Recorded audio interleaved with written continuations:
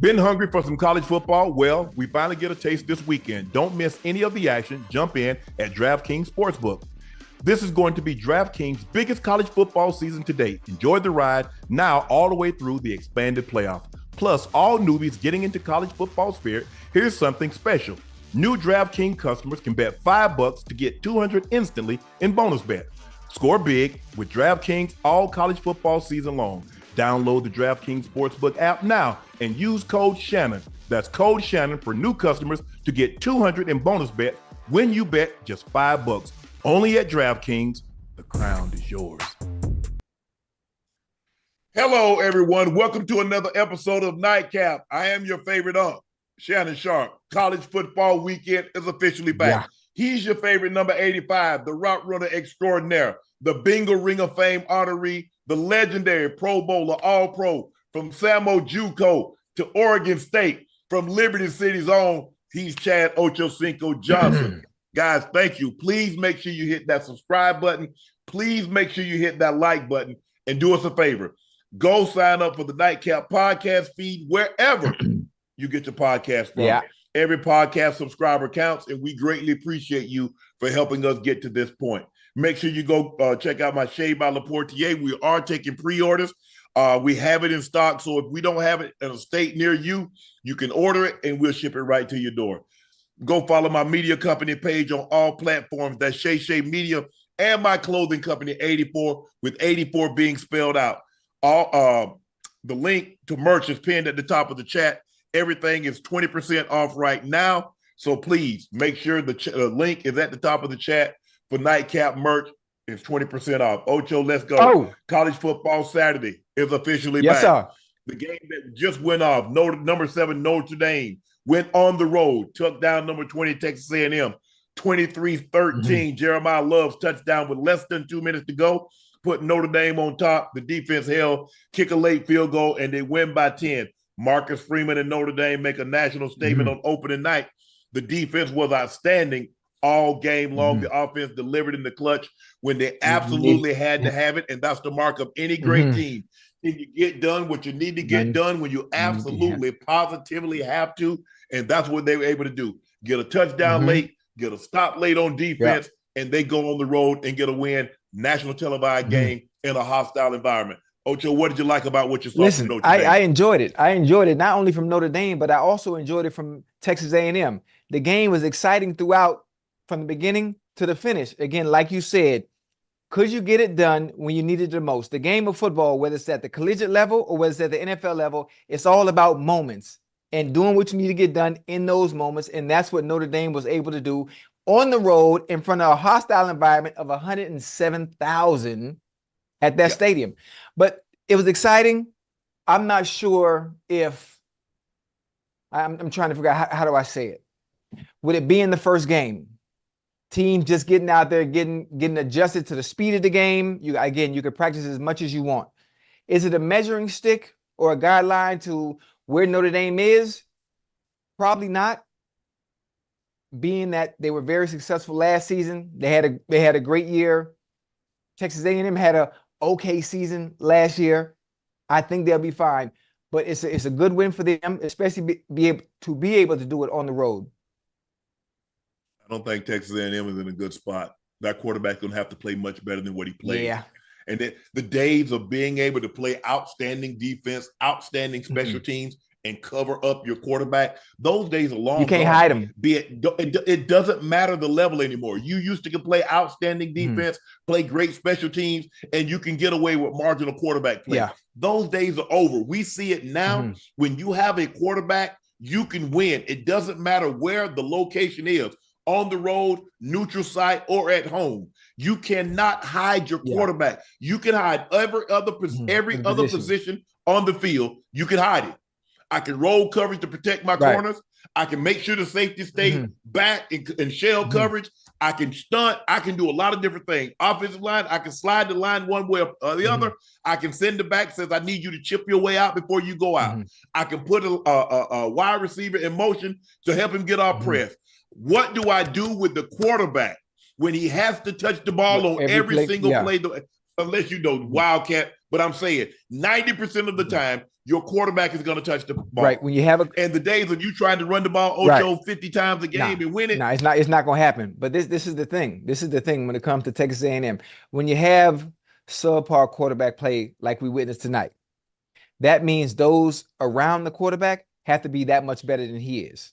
And that's coming from, I'm talking about from a receiver standpoint. They have to be that much greater.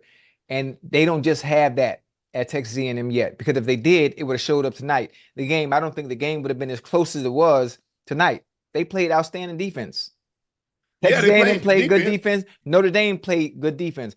But the one thing that could have separated Texas A&M tonight, if they had, I don't want to use the word elite receivers. I mean, 5-star receivers that could actually take over a goddamn game. And that is the only thing that could save you from subpar quarterback play.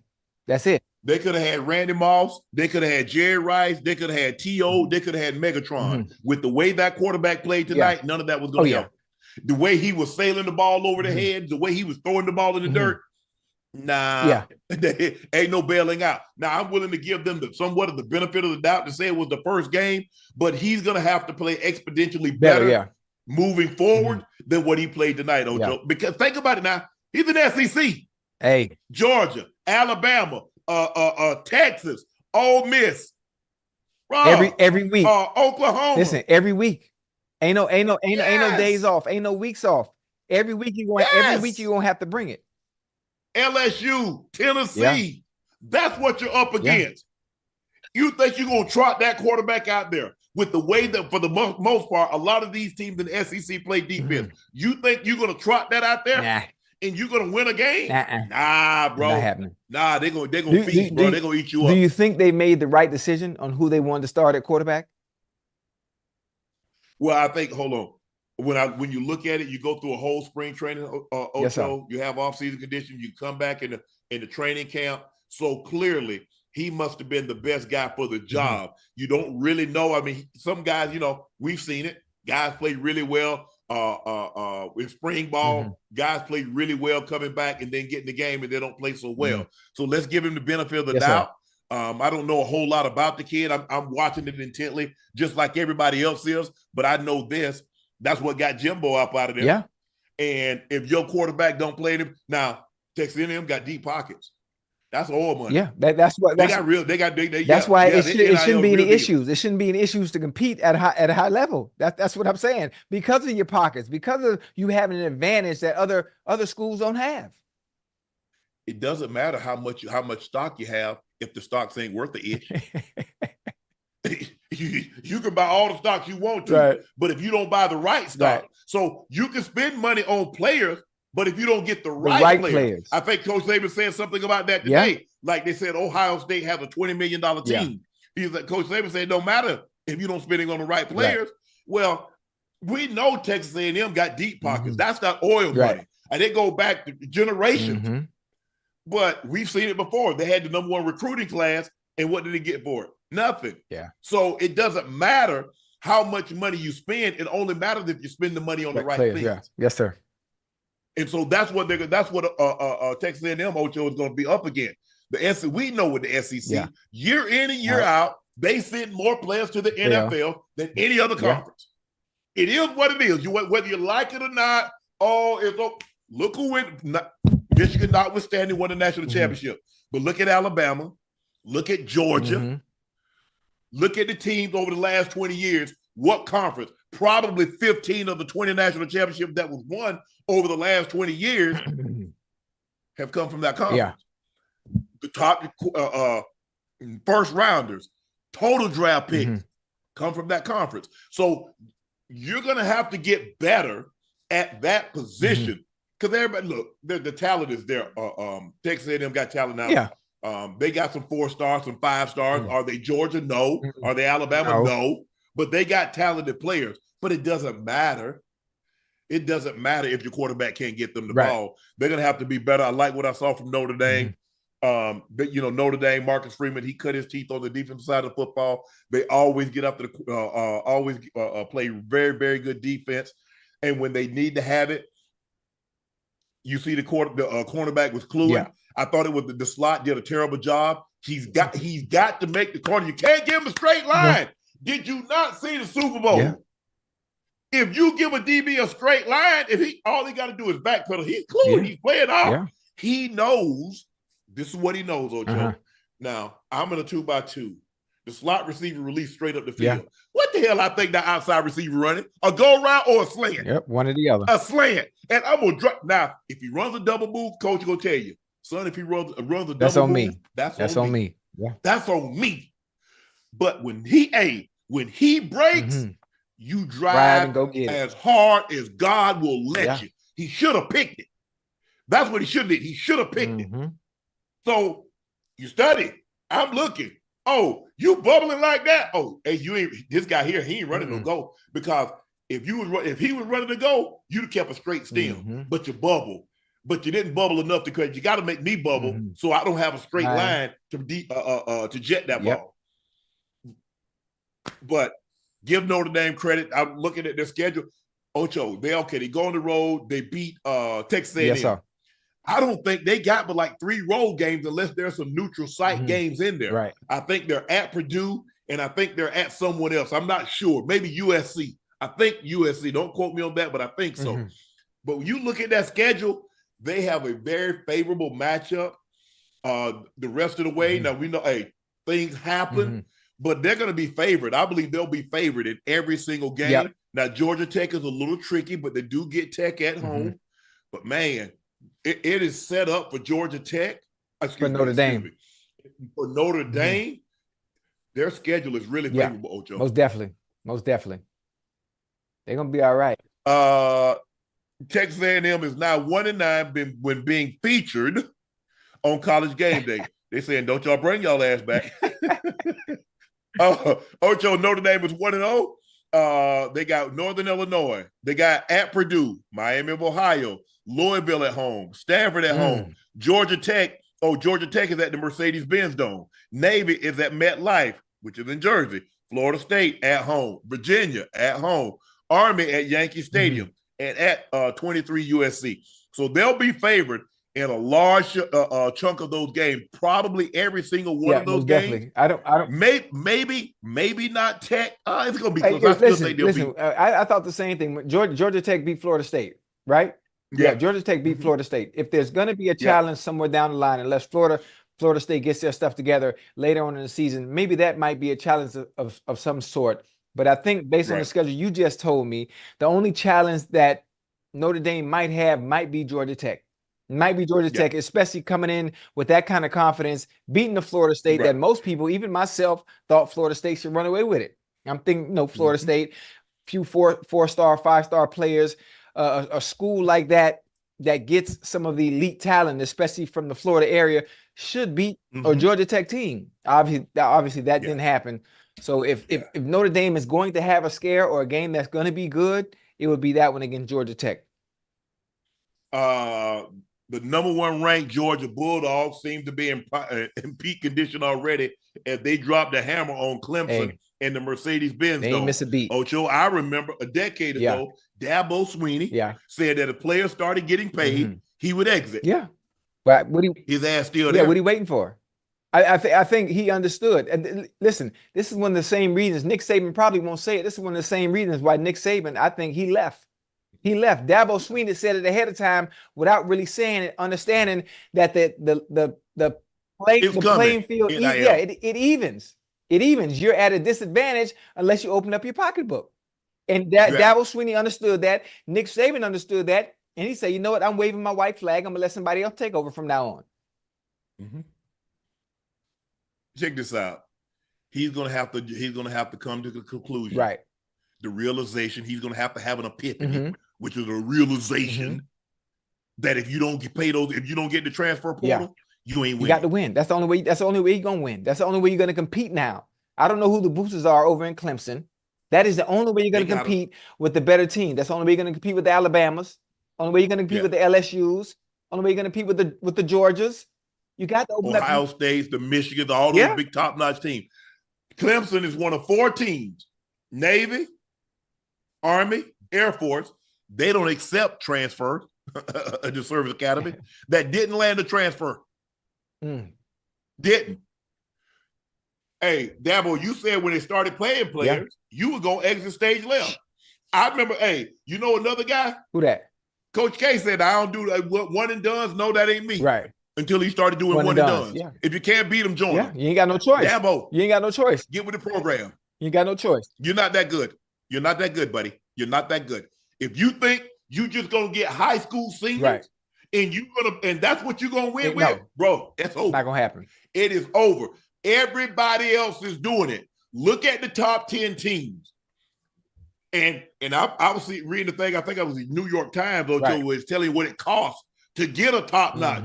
You're paying $700,000-$800,000 for a quarterback. You're paying $400,000-$500,000 for a receiver. You're paying $400,000-$500,000 for a defensive lineman. Hey, can't beat them. Dabo has to understand it is now a business. It is now a business. So we need you to evolve as the business model of collegiate football is evolving. And that is the only way you're going to continue to compete. I mean, the only way you're going to be able to continue to compete. It's just a slight adjustment. You got to adapt. You got to adapt with everything else. You have to adapt. And that's the only way. Listen, he has a buyout clause. It's goddamn $60 million. 2024, 57, and 26. Man, come on now. And listen, it's not a bad thing, though. You have to understand, Clemson, they play Georgia. Yeah. This is the best team in college football. Is this a measuring stick for how good Clemson is or how bad Clemson may be? Probably not. This is not a game. This is not a game I want to gauge on how good we are right now. They went 9-4 last year. That was the first time since 2010 they didn't win 10 games. I mean, hold on. You mean to tell me Georgia, Alabama, Ohio State, Michigan, all the top 10 teams can go in the portal, but you think you good enough not to? I mean, you ain't gonna have no choice. I'm trying to think something ain't right, Ocho. Yeah, you ain't gonna have no choice because I remember the time. Guess what? When them PWIs wouldn't touch a black. Oh yeah. I heard USC said y'all don't want them. We go get them. And then USC went down there and beat the brakes off Alabama. When Sam Bam went down there and they drug Alabama. Takes one to catch one. Guess what happened, Ocho? Yeah. With Al Davis, they ain't want to touch HBCU players. Al Davis says, okay, let me go on up here and get me a couple of them. A lot of the players that's in the Pro Football Hall of Fame come from HBCUs. Yeah. So Dabo can do all this. He can get on his pulpit and preach and pontificate all he wants to. Oh, I'm going to leave if they start. You ain't had no plan. He had no problem. Every time Clemson give him a boost, he making 7, he making 8, he making 10, he making 11. He ain't had no problem. All the players, this is college. This is, man, shut up. Yeah. The players finna get that money. Get it. And don't y'all go to Clemson unless they pay top dollar. You listen, if you want to win, times have changed. You got to adapt to your surroundings. You got to evolve. Just like technology. Same way. The game has changed. Either you get with it or you get gone. It's really that simple. It's simple. But Georgia looked good. Georgia looked good. The quarterback is unbelievable. We know Georgia is littered with 4- and 5-star recruits over the last 5 or 6 years, at least since Kirby has gotten there. They're going to have a top 5 recruiting class. Right. He knows how to get players. He knows how to build a team. He was with Coach Saban for umpteen years. He gets to go back to his alma mater. He's won 2 national championships, played for a couple of bit of the college football playoff. He lost a heartbreaker to Coach Saban when Tua threw that touchdown in overtime. But this team, they're prime. They look really, really good. We know they're going to play very good defense. They got a quarterback in Beck that's been a starter. It's his second year. They're gonna be tough. They're gonna be a tough out now. I'm not gonna put all my eggs and say okay, but they're gonna be right there. They're gonna be right there. Yeah. You think this game, as far as Dabo Swinney is concerned, that Clemson should be thinking about moving on from him after this season? But I'm sure that's why the first thing I said, I don't really want to judge Dabo Swinney and the Clemson Tigers as the measuring stick going against goddamn Georgia. I mean that's kind of unfair. Ocho, they ain't a whole lot of now. Could they? Yes, but everybody ain't got that Texas A&M money. when they tell Jimbo, here we got 70 million, go ahead and go home. Everybody can't. Everybody ain't write no $70 million check and say go home. Right. But Clemson got some boosters, but they ain't got it like A&M. Yes, sir. A&M got deep pockets. Right. No, I don't think, I don't think it's time for Dabo to go. Okay. I just think he's going to have to adapt. The greatest key to survival is adaptability, and he's going to have to adapt his way of thinking that he can just get college, high school seniors to come in. Those days and are compete. over. Yeah.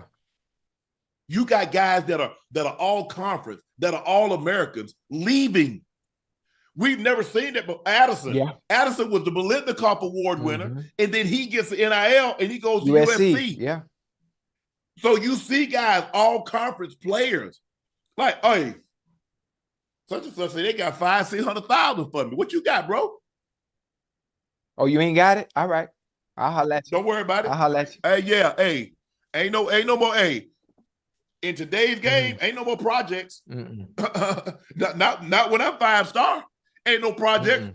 We might start off in the project, but it ain't gonna be. Hey, we ain't gonna. Hey, mom, don't worry about it. I'm gonna get us out of here because I'm gonna go ahead and do what I need to do my freshman year. And if they don't break bread to get us out of here, I know somebody that will. Yeah. Oh yeah. And I don't blame them. I really don't blame you. You know what I like about the NIL? Those that come from struggle, those that come from unfortunate circumstance, depending on how good you are at an early age, you can kind of speed up the curve is being able to take care of your family and get them out of, you know what, unfortunate circumstance. I like it. Absolutely. I like that part of the NIL, as opposed to the coaches complaining about it being an unfair advantage when it comes to the playing field being even as far as competing. I like the other side of it. All the NIL deal is legal pay. They continue to do that. Yeah. Hell, Alabama had nothing but challenges and charges in that parking lot. So you mean to tell me every damn body love a challenger and a charge? Don't nobody like Ford? Right. What they don't nobody like no court? Don't nobody like no Corvette? Mustang? Don't nobody like that. So everybody just you go there. You like challenges and charges. Yeah. Oh, they've been doing it now. Come on, man. They've been doing it now. Yeah. And I ain't got no problem with the players making that money. Oh, no, it ain't. I ain't no amateur. Because I see the stadium filled up there, and a lot of them got on my jersey, got my jersey number on. Nah, bro. Let me get some of that change for my life. I'm gonna get some of that. Let me get some of that. Yeah. I want everybody to eat. He eating, I'm eating too. I might not be eating as much, but I'm eating. Number 4, Texas beat Colorado State 52-0. The big story: Texas redshirt freshman Arch Manning, who's the nephew of Eli and Peyton Manning, threw his first touchdown, and he also rushed for a touchdown. Manning, the number 1 recruit in 2023 class, came in late in the game with the Longhorns leading 38-0 and led 2 scoring drives. Ocho. Yeah. What you think? I mean, it's expected. Texas playing Colorado State, you expecting that. You know, Quinn Evers had a really good game. He was 20 for 27, 260, 3 TDs. Unfortunate bad decision, interception. Other than that, it was good. Because they played so goddamn well, 52-zip blowout, Arch Manning got to get his feet wet a little bit. Get out there and see what it's like. Because he's next up in line. You talk about NIL money? What you think he finna get? Because of that last name. And what you mean? Who gonna get? He already get $3 million a year. It's gonna be way, man. Listen, by the time he get the sophomore, junior year, it's gonna be way more than that. Ocho, he making $3 million right now on the bench. Hey, that last name alone is gonna command way more than that by the time he get to his junior year. Yeah, but I mean, listen, it's Texas. It's expected, you know, especially against Colorado State. I'm not sure. I don't have their schedule right here in front of me. I'm not sure at what point it will get testy for number 4 Texas, but they look good. They look good. They look real good. They did. First game playing in the SEC, and they did what they're supposed to do when you play an inferior opponent. You're supposed to Dominate. Drub them. Dominate. That's what you're supposed All to three do. phases. Don't be satisfied with just winning, just skating by. You dominate them. You let them know that you're not on our level. It gives you a sense of confidence. This is how we play. How we do some things is how we do everything. The opponent does not matter. The only thing that matters is how we play. Yeah. If we play the way we play, good things will happen. And more times than not, we're going to have the type of victories that we had today. Not necessarily 52-0, but when you play well, it gives you the confidence that you can play well against anyone. Yeah. I know Colorado State is an inferior opponent, but I need to know that I don't play down to my opponent. Yeah. The standard is the standard, Ocho. It got to stay there. And that's one of the things. What we do. Hey, listen, that's one of the things that a lot of people have issues with, especially when it comes to collegiate football. Sometimes you play down to your opponent. You relax a little bit. You don't step on the gas all the way. Keep your throat. As my coach used to say, keep your throat on their goddamn neck. No, keep your foot on their neck. Oh, my bad. Oh, what I said? You keep your throat on the neck. Okay. But we got the idea. Yeah, that ain't make no sense. My bad. No, don't worry about it. Yeah, but that's what you do. I just believe in that, like the standard, and people like they won. Man, I'm telling you, I believe that I kill a gnat with a sledgehammer. Yeah. But shit, that doesn't matter who I'm playing. Because see, I do you a favor, Ocho. When I beat hell at you, I let you know your team is not where it needs to be. See, if I beat you by a late second field goal or the game is close, you go in there and tell your players, oh, that team right there, and we played with them tooth and nail.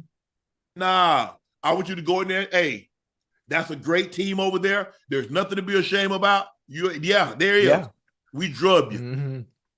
That means, hey, you need to go get better players, and you know to go get better coaches to coach them up. Because that's what we do. We kick ass, we take names. So the SEC also announced the horns down will not be a penalty in the SEC.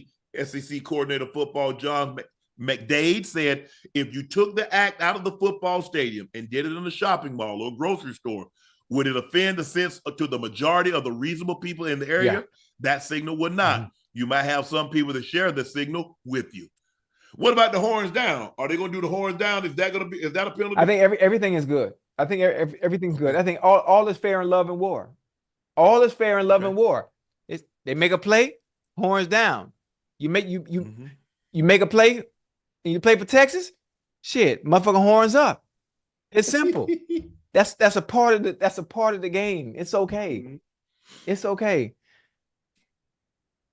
I like it. Number 19, Miami goes to Gainesville and beats Florida. Beat them 41-17. That was embarrassing. That was embarrassing. The U, 529 total yards, 385 passing, 144 rushing. They had 25 first downs. University of Florida, they had 261 total yards. They had 122 passing, 139 rushing, 17. They had 2 turnovers, time of possession, almost 10 minutes in favor. Actually, it was 9 minutes on the head in favor of the U. Hey, listen, I don't know what's wrong with Florida.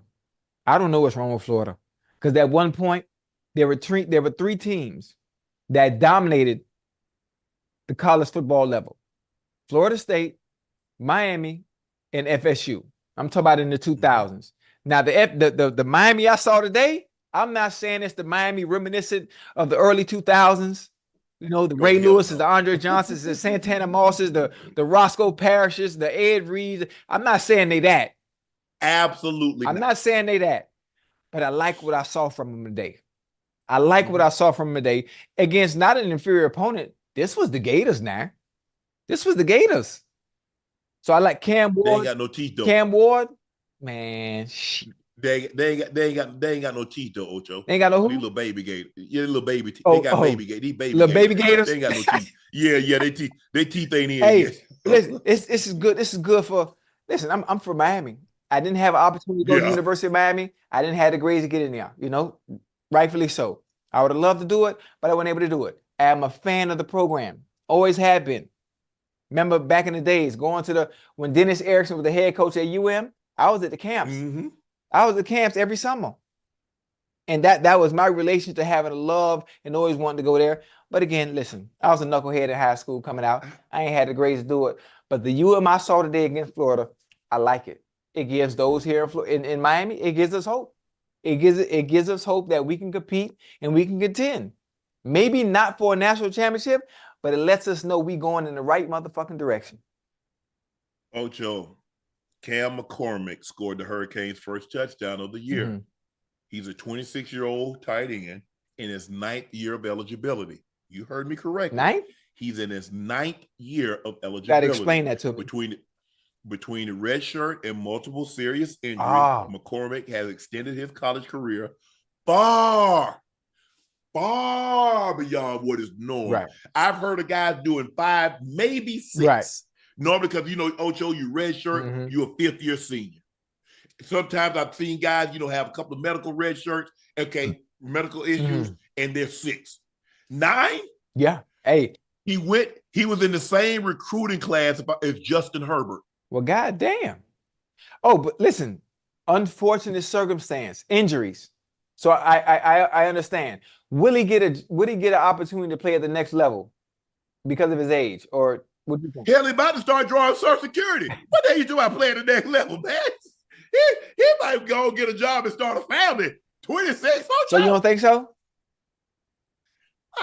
Just get him a shot. Get him a shot. I think his injury history ain't Ocho. He missed 1, 2, 3. Basically, he missed 4 years with injuries. Yeah. They already looking at you sideways. You missed 1 year. Yeah. You're right. They're looking at you like, well, and they get you that thing and they start tugging on you and pulling on you and twisting and that's a red. That's a red flag. It's a red flag. You know how the GMs think, before they invest in you. But you have to think, even with the injuries, they can give him a little something just to allow him to live out his dream and give him an opportunity to try and make a team. Because I know he don't just want to finish, finish his collegiate career at UM. I'm sure he wants an opportunity to play at the highest level. And now that injuries are past him, I think he should be afforded that opportunity from someone. I don't know the injuries that he's had, but the problem is, will a team medical staff clear it? That's the damn staff. They be hating, boy. Hey, at the end of the day, Ocho, you ain't finna get no workman comp on me. Right. you ain't finna, I ain't finna be taking care of you. Yeah, you're right. That's how they think. I was very fortunate, Ocho. I had no injuries in college. I had a little Achilles tendonitis, but I didn't have any broken bones. I didn't have anything. So them tugging on me and pulling on me didn't bother. Matter, yeah. But if you had an ACL, Ocho, you don't have dislocated shoulders and things like that, man, they snatching on that thing to see how sturdy it is. So I'm like, man, I'm sorry for you guys. Yeah. Boise State, Aston Genty exploded in the junior season, Ocho.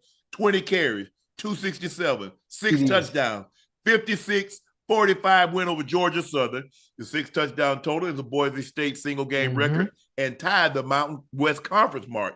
Genty took a counter play 77 yards for a touchdown on his second carry of the year, and in the end zone, he struck the Heisman pose. Listen, what you think? I like that. You struck the Heisman pose, right? You struck the Heisman pose. I'm really not impressed with you doing it against Georgia Southern.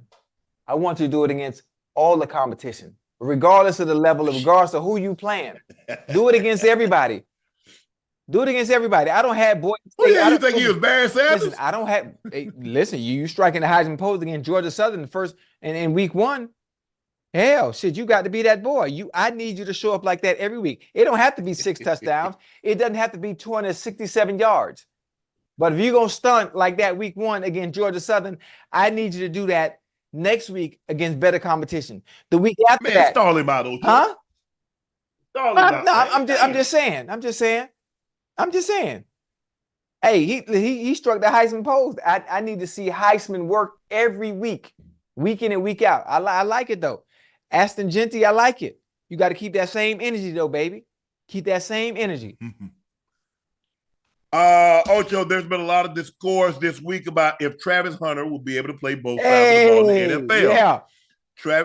RG3, here's a tweet from RG3. Travis Hunter keeps showing that he can and should play both wide receiver and NFL full time. Man had 7 catches for $132, 3 touchdowns to wide receiver, played 43 snaps on defense, making the tackle, logging outside the field. He's a unicorn. Yeah, bro. Hey, listen. I saw CJ Gardner Johnson. That's my little cousin. He said Travis Hunter wouldn't be able to do it. He wouldn't be able to play both sides of the ball at the next level. I think what people have to understand is there's a huge difference in the game. Collegiate ball, college ball, and playing in the NFL with them grown-ass men that have kids to feed, they got bills to pay, they got mouths to feed.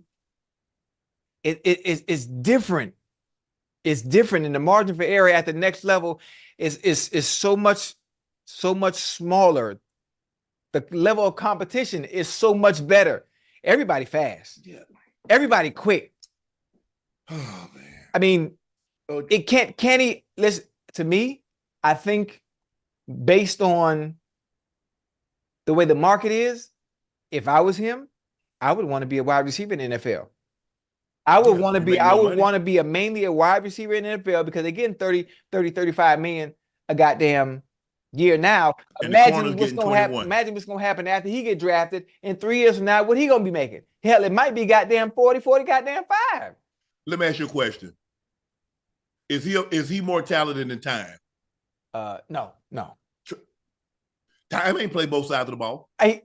Sparingly. He played sparingly. But they tried. RG3 talking like this man should be able to play both sides of the ball as many snaps as he like. That's provide content. In college, yes. In college, yes. In the NFL, yes. That it is impossible. And the funny thing about Travis, this is what I like about Travis. He can do it at the collegiate level.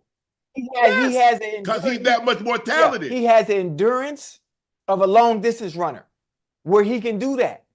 At the NFL, can you imagine a 10 or 11 play drive? And you think after a 10, 11 play drive on defense playing DB, you gonna go on offense and then be efficient as well? That ain't happening. It's not happening. And there's some things that he needs to work on. You can do a spare. There's some things he need to work on. Yeah. Yeah, he gonna have to get better at release. Yeah. He's too high. He play too high. Okay. But those are things that you could work on, Ocho. Right. But hey, they're gonna put hands on it because he's already tall. He's already tall, so he's right there. Yeah. And then you going up against Jefferson. You going up against Chase. You going against Tyreek. And then, hey, listen. Now, Ocho, hold on. Now, that's what you're going up against on defense. Now you go on the other side. You the wide receiver, and you got Ramsey, you got Diggs, you got Surtain, Gardner, you got Jair. Yeah. Sauce. Yeah. Man, come on, man. Yeah. Man. People just see stuff. A lot of times people just tweet stuff just to get a reaction. Having played at that level and see, I'm a year behind Prime. I'm a year behind Time. And I saw him when he was playing both sides of the football. Yeah. And he was not playing every snap he wasn't playing no 40 snaps on defense and 40 snaps on offense. He wouldn't be able to, though. You can't sacrifice something. You can't be efficient and great at what you do and do it on both sides of the ball with as much as it takes out of you at the highest level. It's hard. It's impossible. What Travis Hunter can do, because he's such a special talent, is once he gets there, you got to play receiver because of the market and the money that you can command and warrant because of how good you are. You do both. You can do it sparingly, the opposite way Dion did it. Dion always played DB, and sparingly he came in at receiver on special packages. He can do the same thing. Mainly 95. Mainly it was 95, Ocho, because I think somebody got hurt. With the Cowboys, and he played. I mean, because if you go back and look at it, he caught a touchdown. Not a touchdown, but he had a big play in the Super Bowl. But if you go back and look at it, he played. He was always the DB. He was always who he was and who he is. But he got a lot more reps on the offensive side of the football. They ran it with some reverse, and they threw him the ball because he had that kind of talent. You know he's talented. The hardest sport to play is baseball. He was a professional baseball player. Yes, sir. Let that sink in. The hardest sport to play, because if Shohei Ohtani bats 300. He makes 700 million. So imagine if you caught, they throw you 10 passes, you caught 3 of them. Shit, you'll be home. You're home. You're home. Home. Just imagine if you're supposed to be this great basketball player and you shoot 10 shots. Now, 30% ain't even good from the 3-point line. Right. You got to be in the mid-30s to the upper 30s for people to take you serious shooting. They're like, hold on, bro. You shooting 30%. Stop shooting threes. That's why, because I don't see. I think the thing is because time retired such a long time ago. People just don't realize how great. I ain't say good. How great he was. Yeah. He could have, had he not been as great as he was defensively, had he just said, you know what, later for the DB stuff, I want to focus on being a wide receiver. He going to the Hall of Fame as a wide receiver. Yeah. That's how great he was. And I ain't telling you what somebody told me. I'm talking about, I watch it with my own eyes. When you see him, you had to see him play. You need, like some things, Ocho, like I understand that there's film, there's footage, or you see it in the stadium. It's not the same. But you need to be on the field level to see it. That's the same. You need to be right there. Like to see a Barry Sanders or to see Jerry. See, that's the same. I tell a lot of people that. I know I'm going to get off topic a little bit. I tell a lot of people that, like we watch the Olympics. We see how fast Noah Lyles and Tobago and all these young fellas are running, but I think the casual fan doesn't understand how fast they moving until you see it up close. Unc, is different. You need to go to a track meet. When I talk about people always watching film on Randy Moss or seeing film on goddamn T.O. and they say, oh, they were great. Or Tyreek, they just look at the numbers. Forget the numbers. You have to see these motherfuckers up close and how fast and good they were in person. Dog, I'm on the field with you, playing against you, and I'm in awe. I'm in awe. Yes. Watching. So I don't think people understand. Yes, I understand their greatness in the finished product that we see as them being Hall of Famers, but I got to see it from the beginning to the middle to the end. In person, live with my own eyes, and I'm like, God damn. I'm on the think about all the receivers today. Think about the greats, the Justin Jeffersons, the Jamar Chases, Devontae Adams. I mean, all them boys. Tyreek, Mike Evans, whoever ever see CD. Nothing will compare to that era of T.O. and Moss. It was different, or even Jerry. It was just different. They're great in their own right today, but them fools back then, I don't know how to put it into words. I don't even know how to explain it. It's just different. We never gonna see nothing like that again. Never. Well, they've added games, and teams don't run the football like they did in the 90s. Right. When you see Chris Carter and you see Jerry and you see Tim Brown and you see these guys with 1,000 catches, think about how much they ran the ball. When I got to the league in the 90s, everybody said, pack your defense and your run game. Sir. You threw the ball on third down. Yeah. Or if you try to get slick and you got stopped behind the line of scrimmage on first down or something, you would throw it. If it was a second and long, you would throw it. But more times than not, you ran the ball first and second down, you threw it. Every once in a while, you'll swing it out there. You try to catch the defense off balance. But more times than not, you ran the football. Yeah. That's what makes Jerry, the numbers that Jerry put up so effing impressive. Yeah. 1,500 catches and mainly in a running era. Yeah. Now, that's not to diminish what other guys have done. But the man got 208 touchdowns. Do you know how many? Do people actually think about it? Jerry had 197 receiving touchdowns. That's crazy. 197. That's crazy. No, but Randy is second behind him. 150. He's 44 short. Yeah. So how many touchdowns did Jefferson have in 3 years? I don't think he has 44. Who has 44 touchdowns over the last 3 years? The last 4 years. That's just how great Jerry was. Jerry had 1,000 yards receiving at 40. Ocho, at 40. Yeah. That's crazy. People don't remember. Do y'all remember Jerry when he was at Oakland and they went to the Super Bowl? Jerry had 1,200 yards. We played him. We played him and Tim was there. I think I was young. I might have been in my second or third year, something like that. They still had the goddamn the baseball field. Right. And hold on, I'm trying to think. If I'm not mistaken, I think Chuck Bednarik was the last full-time offensive and defensive player. Mm-hmm. That had to be in the 60s. Mm-hmm. The last full-time. Mm-hmm. I was also when Bo. I was in the league when Bo was in the league. Yeah. When Bo, if you go back and look at the film, when Bo ran over the Bronco players, I was on the sideline. That was my rookie year. He ended up getting hurt about 2 weeks later. He got dragged down from behind, popped his hip out the socket. It was never the same. Ended up having to have his hip replaced. But I saw Bo up close. I saw it with my own two eyes. Had heard about all the stories and him catching the ball and running up the side of the wall in the All-Star game and then hitting the home run. To see him on the football field and to see how he's built. And it's like, how a man run that fast that size? Yeah. He ain't supposed to be able to run that fast. None. But ain't nobody playing. The guys, it's great. And this ain't no hate, but ain't nobody in the NFL gonna play both sides full time. Yeah, that's difficult. That's difficult. You know the type of endurance and shape you would have to be in to be able to do that? Can't do it. The guys, the athletes are too great. The guys are just too great, Ocho. Yeah. They're too great. I'm not saying that he can't do it spot duty.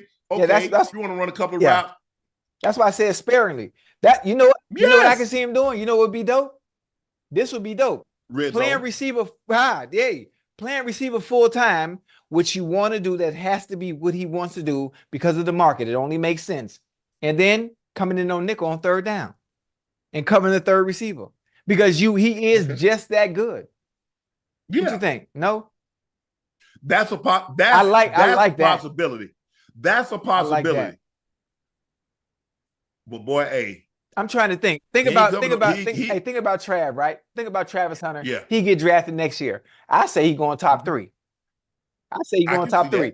Think about this. I can see Depending on where he goes, week 1, let's say, just hypothetically speaking, he is playing both sides of the ball full time. Imagine they playing the goddamn Vikings. And you got goddamn Justin Jefferson on a goddamn 11-play drive because you got to cover the number 1 receiver. And then you got to go play on offense and then got to deal with the Vikings' best corner. If I'm not mistaken, it might be Byron Murphy. I might have the name wrong. I might be wrong. But just imagine that.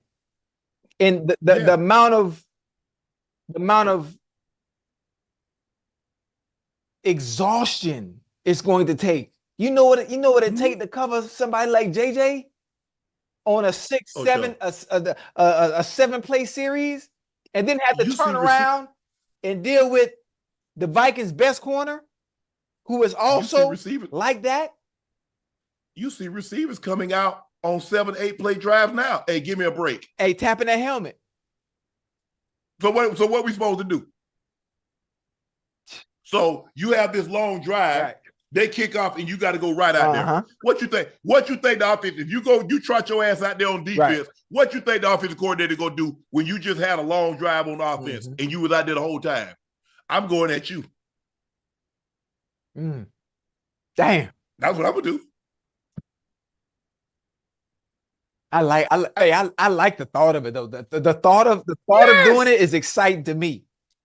The thought of doing it, I'm just understanding what it entails and what it comes with and how much energy you have to exert to be able to pull it off. I'm just thinking about playing goddamn receiver and how difficult that is from a standpoint of actually doing it, especially when I'm going against one of them dogs. You see, week to week in college, you're going to see that dog every so often. Boy, you got 17 weeks. You got 17 weeks of that boy. It's different. I mean, think about it. Let me ask you a question. Which one of those receivers he faced, which one of those DBs you think playing on Sunday? Shit. Guess who he gonna be playing on Sundays? Every one of those guys he faced on Sunday in the NFL on both sides of the ball. Yeah. I like the idea because he's gonna get better. He's gonna get sharper. We saw JJ. Remember JJ had the outstanding season. He come in and caught a couple of touchdowns at tight end. Yeah. Mike Vrabel, you played defense, used to come in on the goal line, catch a couple of plays. We see defensive linemen come in, they block, they play defense, do a block. Hell, Sapp caught a touchdown. But to do it full time, basically, you're asking the guy to go out there and play 80 snaps, 90 snaps. So let's just say there's 65 snaps a game, both sides of the ball. That's 130 snaps. Well, we know ain't nobody playing 130 snaps. So I'm just saying, I'm being conservative, Ocho, and saying try to play 80, 90. I don't know. The most I've ever played in the game, Ocho, I played 94 snaps. 94. Now, I was a little older. I wasn't young like Trav, but 94 snaps. I don't know if y'all noticed, but 94 snaps is a lot of damn plays. And I'm just playing offense. And I ain't running all them plays because, you know, I was tight end blocking some of them. Yeah, it takes energy to block, but not nearly enough to take you get your ass down the field. And as a DB, what you think they do? A lot of times, them guys just run you off. They ain't trying to block you. They running you off, make you chase. And then you see somebody break free, you got to go try to chase them down. It's an awful lot. And it sounds good in theory, but I think I agree with you and your assessment. Yes, sir. Full time on one side of the ball, sparingly on the other. Nickel, coming on third down. Lock. Ocho. I like that. No, now you got me all excited talking about that. I'm thinking about all the scenarios and the possibilities where he could do it. That's dope. Trav, if you see this, boy, handle your business. I like it. Ocho, we got some really sad news out of San Francisco. 49ers rookie first-round draft pick Ricky Pearsall was shot in an attempted robbery. Damn. The 49ers confirmed that Pearsall has sustained a bullet wound to the chest, was in serious but stable condition. Okay, he good. Pearsall and the suspect, a 17-year-old who's in custody with charges pending, were both injured in a physical altercation that succeeded the attempted robbery. Both were taken to a San Francisco General Hospital. DA office is planning to file charges on juvenile court next week due to the suspect's age. Dang. Earlier in the day, Pearsall attended an autograph signing at Cow Palace in nearby Daly City. This was all alleged over a Rolex. Listen, man. Nah, he ain't no juvenile. Grown man. Nope. Grown man. You got to put grown man charges. Listen, there's another lesson in this for my athletes. For anybody out there that has nice items, nothing is worth your life. No. Nothing is worth your life. You can buy another Rolex. You can buy another chain. If someone's trying to take your car, you can buy another car. Anything. If you are at gunpoint, you give up those possessions. I don't think they pulled a gun out of him first, Ocho, because I believe he gave it up like you said. I think he tried to, probably tried to strong arm and got the tussling. Yeah, see, don't do that. You only get one shot. This ain't a video game.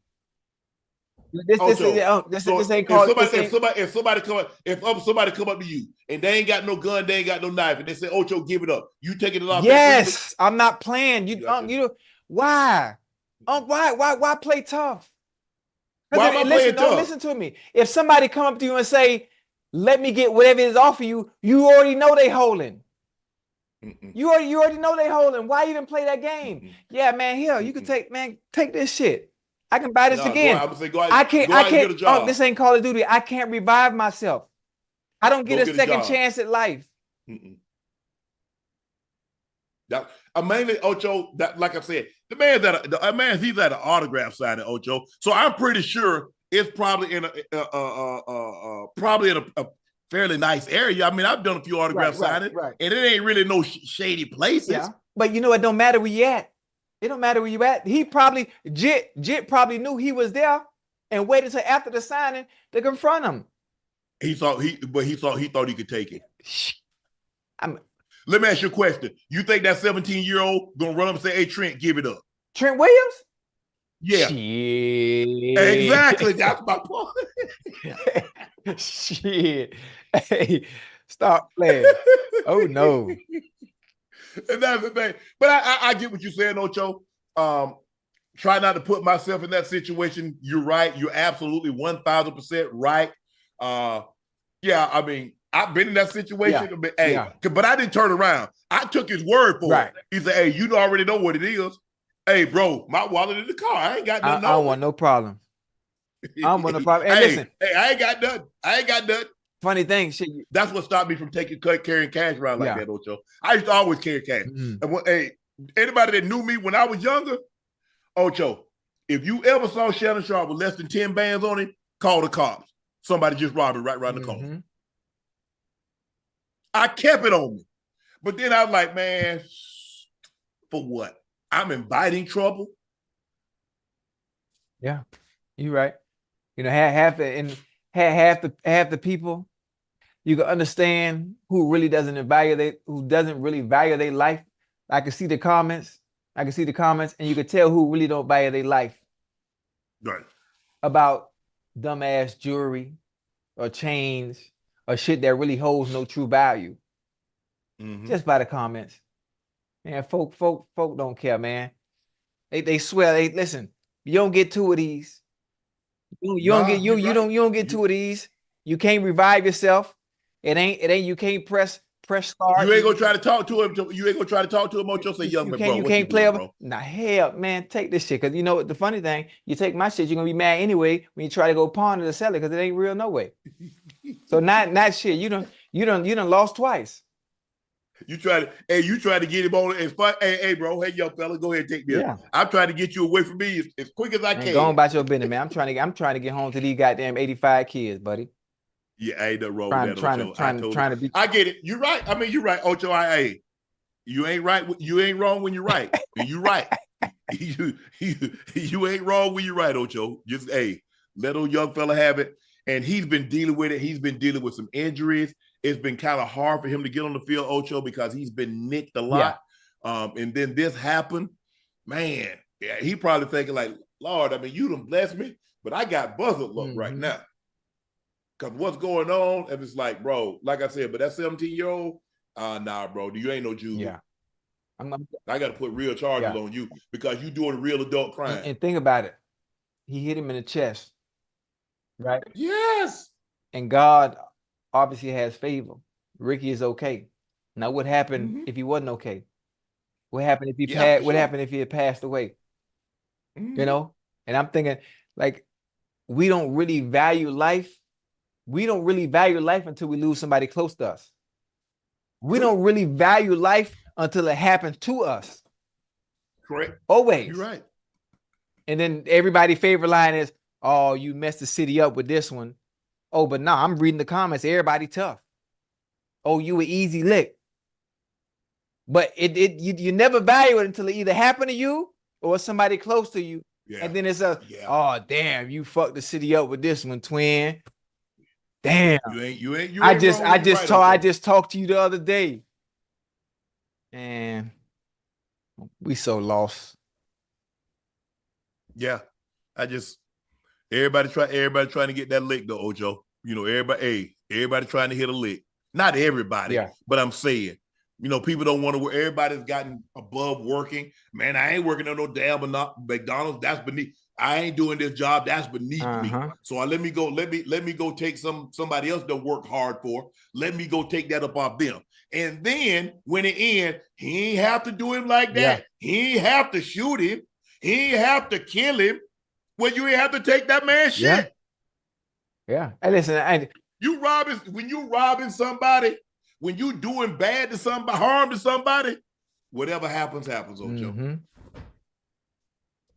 So you know that Ocho, you know that's us. Oh, yeah. He ain't have to do it like that. Always. How you had to do it? So is our community, boy. Always. Man, go and get you a job. I'm glad, Ocho, you know what I'm glad? I've never been too proud to work hard. People try to make me feel bad, man. You working in them fields, you getting tar in you. Because, I mean, you know, you get tar on your hands, you got tar in your hair, you out there getting black. I've never been too proud to work hard. Man, give me an honest day's salary, I give him an honest day's work. Sir. I can honestly say I ain't never took nothing off nobody. Okay, I hit my grandma up a couple of times for 50 cents, $1, but you know, I gave him. Oh. Yeah, I hit Granny up, but I think she forgave her, baby. Yeah. I think I made good on that, Ocho. But that's just me. And the biggest mistake that I've made a large portion of my life, Ocho, is that I think everybody thinks like me. Oh, I'm gonna go out there and work hard. I ain't gonna take nobody else's ish. I'm gonna go out here and do the right thing. I ain't gonna do that. Well, you know, people look and think it's just the opposite. Times are different now. Just the opposite. Times different now. It is. You know, everybody want that fast life. Everybody want that. Everybody want that Instagram lifestyle. You know, it really ain't too many jobs that can provide that lifestyle you see on Instagrams all the time. Right. It's only one way. It's only one way to get that. You know what I mean? If you ain't on that goddamn field of that basketball court, hell, it's only one other route to attain that type of lifestyle and luxury.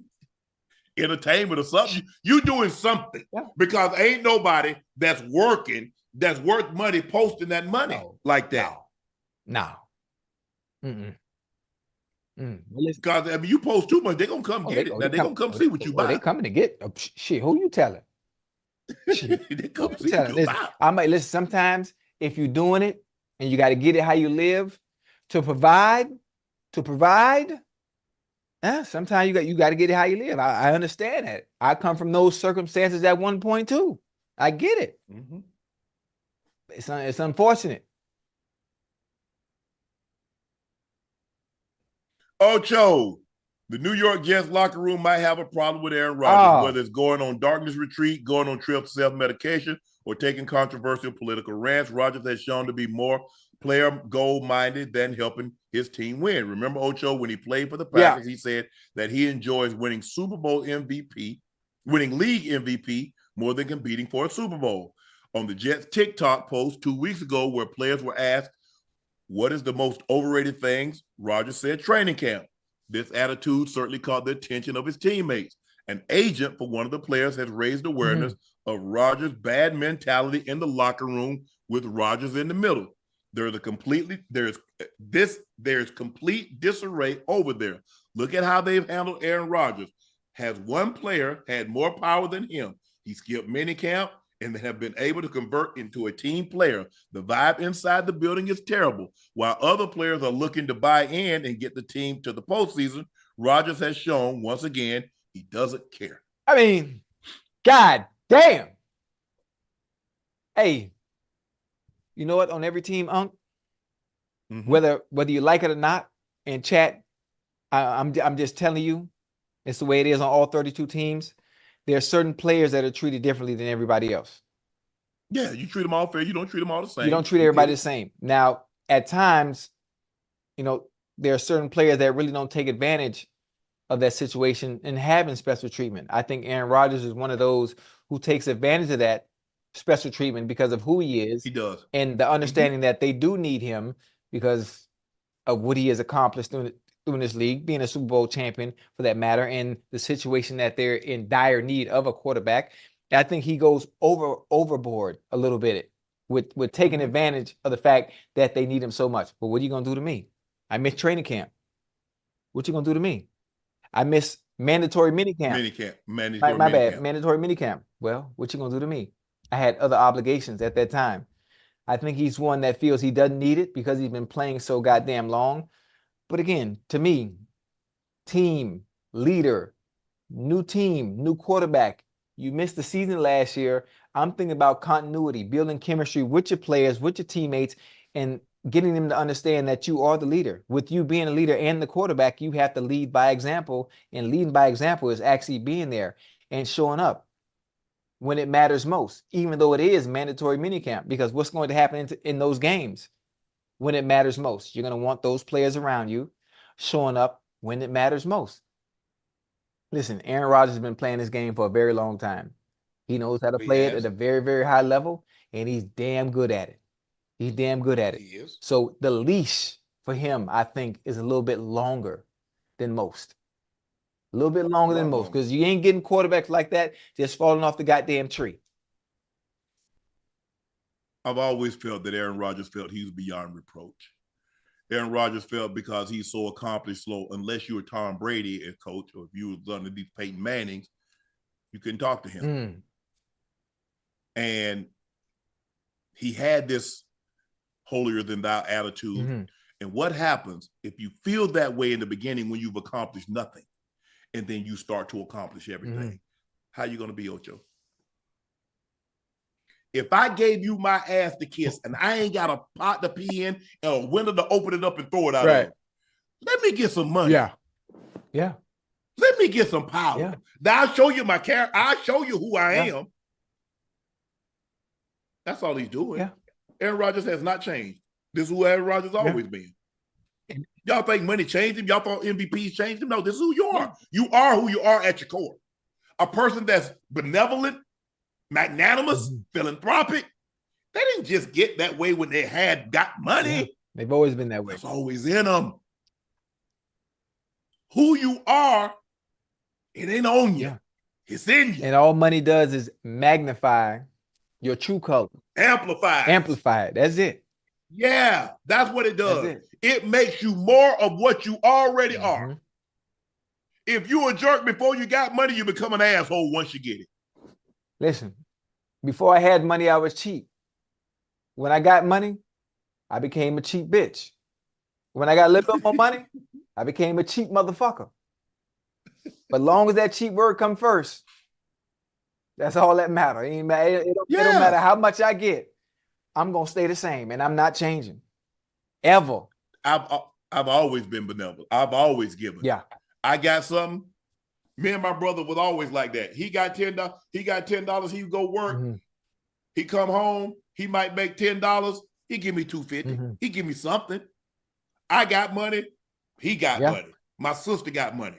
I've always been that way. I've always been that way. I've always been generous with my friends. That's just who I am. Everybody ain't like that.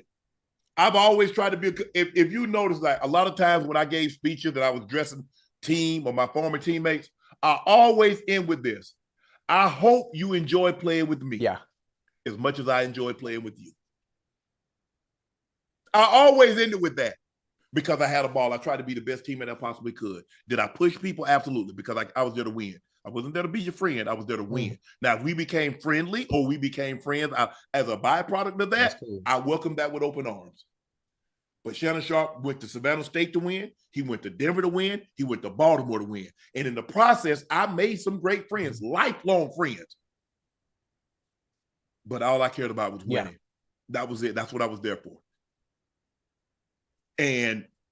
But look, he is who he is. I hope he have a good. He's as good a thrower of the football that we've ever had in the NFL. And when there's no question about his talent. You can't watch. We're not debating that. That's not what the debate is. But I just believe that there are things that he's done that's not conducive. There's no way you have that kind of talent. And you've only been to one Super Bowl? Yeah. With the teams that you've had around you? One? That's not an accident. Yeah. I hope he has a good season. Because one thing, everything going on, you know, the retreats, the missing camps, and the things that he says, you know, politically that rub people the wrong way. One thing can erase and cure all that. That's winning. Winning. Yep. Winning. Ocho, CBS Sports ranked the top 10 quarterbacks with the most to prove entering the season. Number 10, Tua. Number 9, Trevor Lawrence. Number 8, Daniel Jones. Number 7, Sam Darnold. Number 6, Will Levis. Number 5, Anthony Richardson. Number 4, Bryce Young. Number 3, Russell Wilson. Number 2, Aaron Rodgers. Whoa. Drum roll. Number 1, Deshaun Watson. Okay. You know what? I like the list. I don't like the numerical order of the list. Okay. Who you got? Where you rearranging?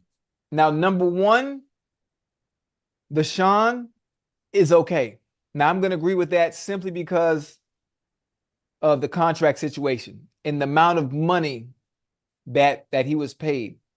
And I'm sure he's going to get back to Deshaun we're used to seeing. This is definitely a prove-it year for him. This is a prove-it year for him. I think Aaron Rodgers at number 2 is good. Love it. It's really good, especially him for after coming off an injury season. Him at number 2 is good. I think Russell at 3 is good, and I want to put the 3 veterans. I want to put the 3 veterans first, as opposed to all the young bulls that we have left. Sam Darnold, obviously, I don't think Sam Darnold's going to be. He ain't got nothing to prove. He doesn't. I was just gonna say he had nothing to prove. Ocho. JJ McCarthy's going to be the starter for the Minnesota Vikings. No, JJ's out for the season. I know. That's why I said. Yep. I'm saying moving forward. Okay. Moving forward, that's why he really had nothing to prove. But again, this would be good tape for Sam Darnold to put up in case he gets picked up somewhere else. Now you've already had 3 stops. Maybe you can do something with a fresh start at a new place and put film out that says, you know what, maybe he's gotten better because he has another full season under his belt.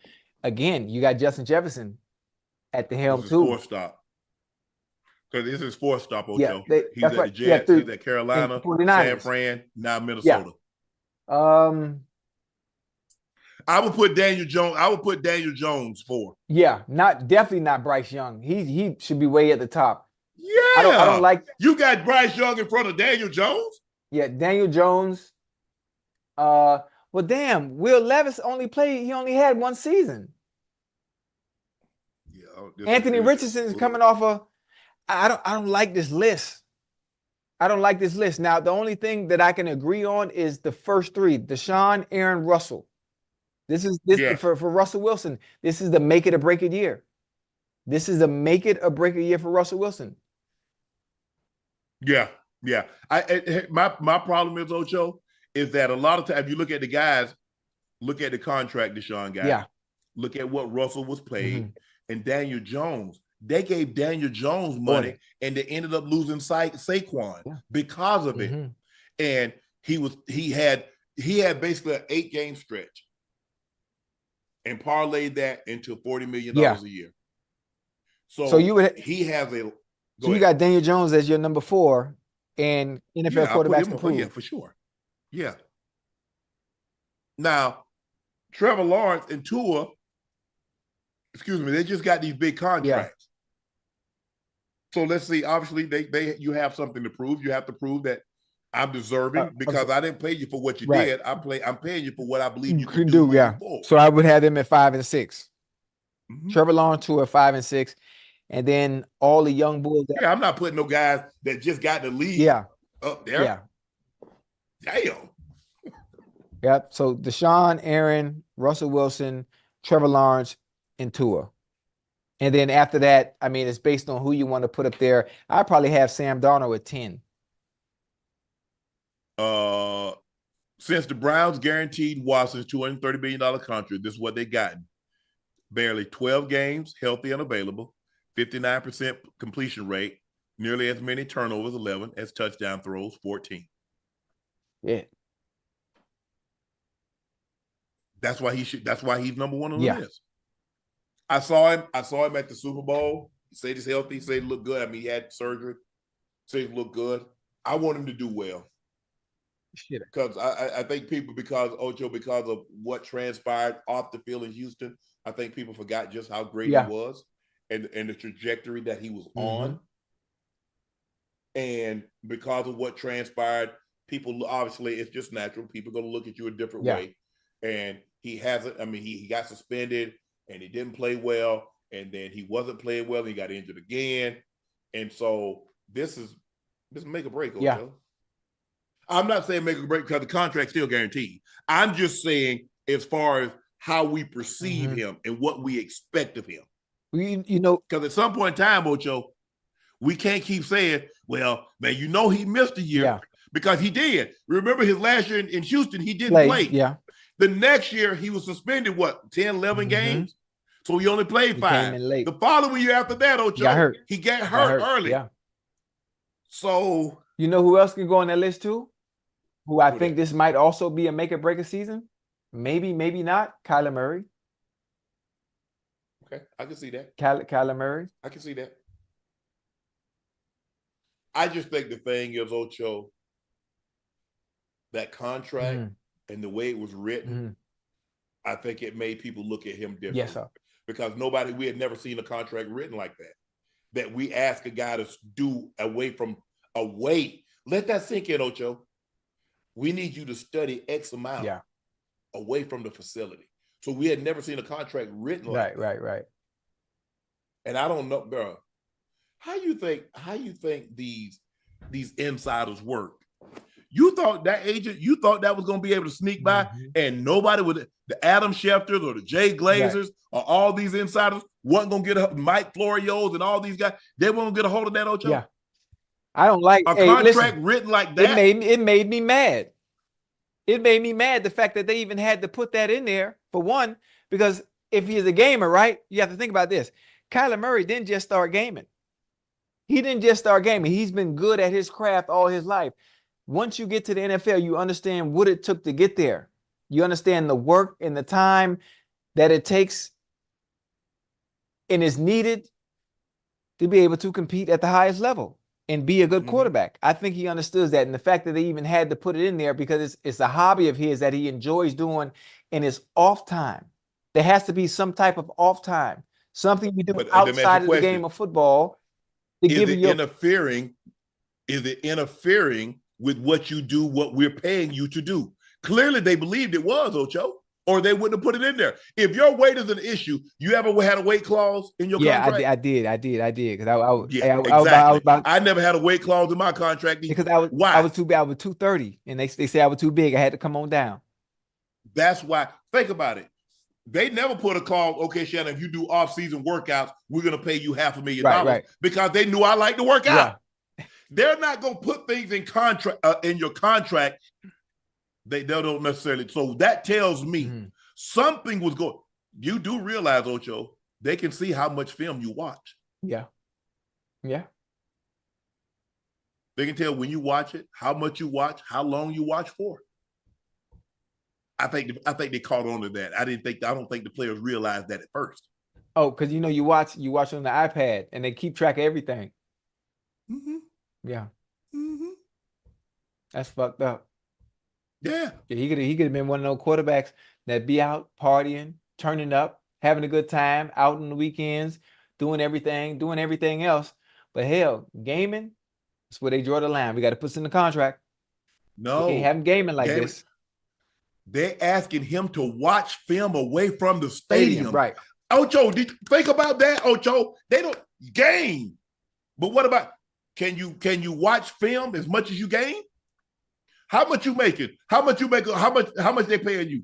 Are you Ninja? Are you Booga? Are you Casanat? I'm just trying to figure out what's going on.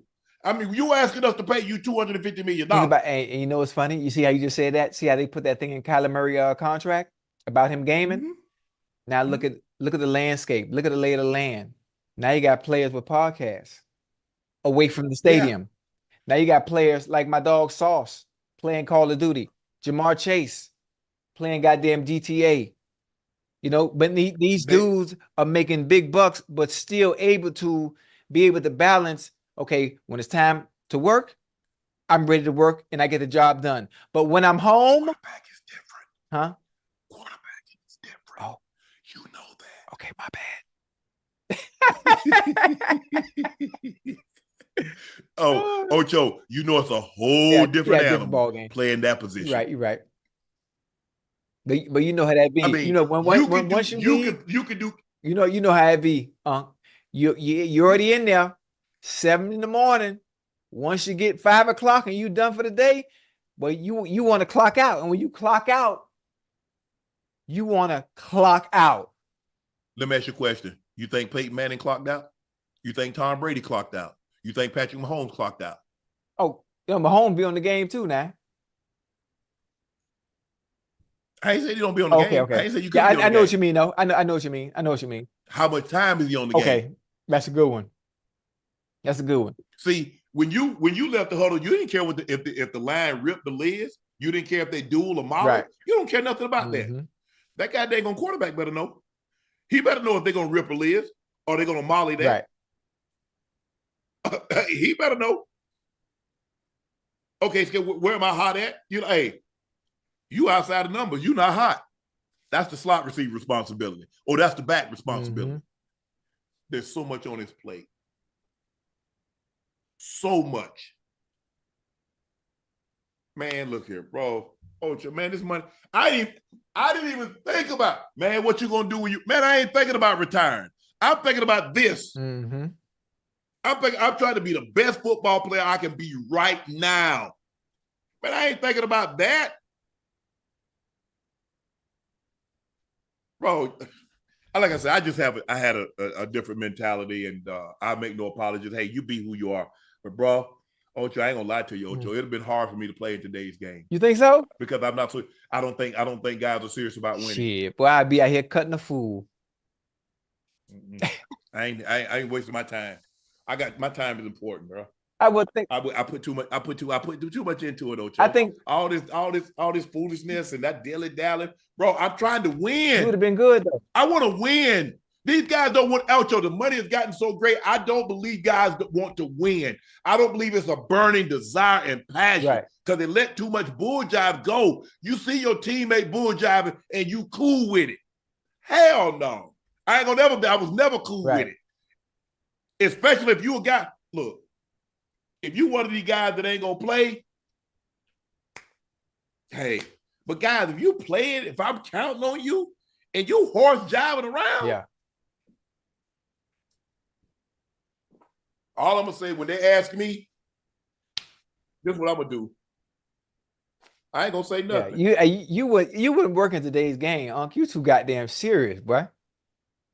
I want to win. Ocho. I know you want to win. You could win, but you ain't got to be you too serious. Like you supposed to be running for election or some shit. You can't be playing in today's game. I could, Ocho, and I know that about me. Right. Ocho, I know that about me. Because winning, that's all I cared about. Yeah. That's all. The only thing I cared about. You can still enjoy yourself, Unc. You can still enjoy yourself. You let your head down and have fun and win at the same time.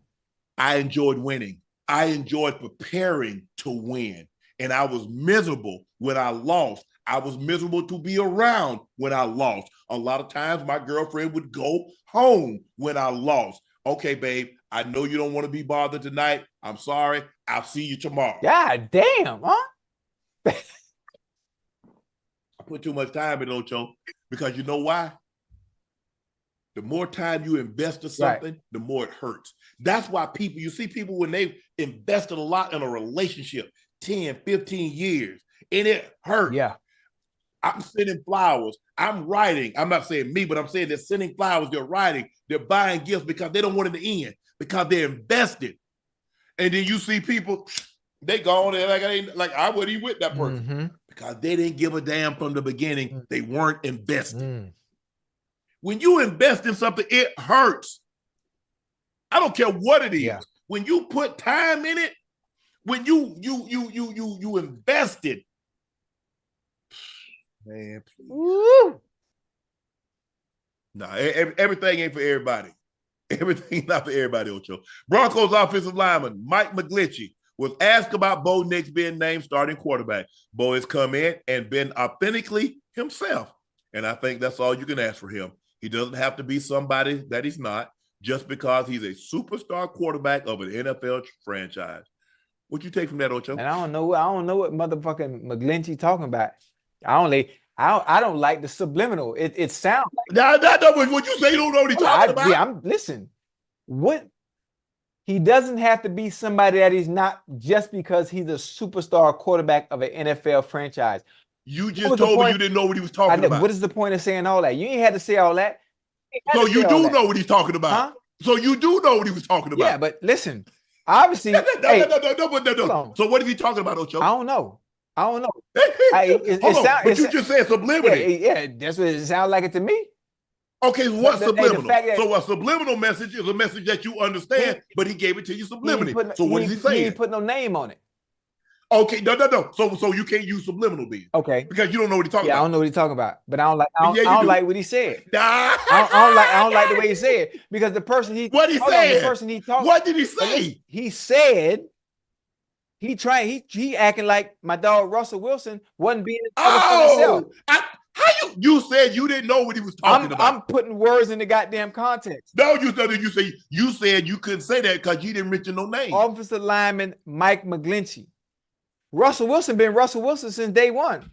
Russell Wilson been Russell Wilson, a God-fearing man, since he was at Wisconsin. So he's always been this way. He's always carried himself the same way. So I'm confused. When he was in Seattle, he carried himself the same way. And what was the problem the Seahawks teammates had with him?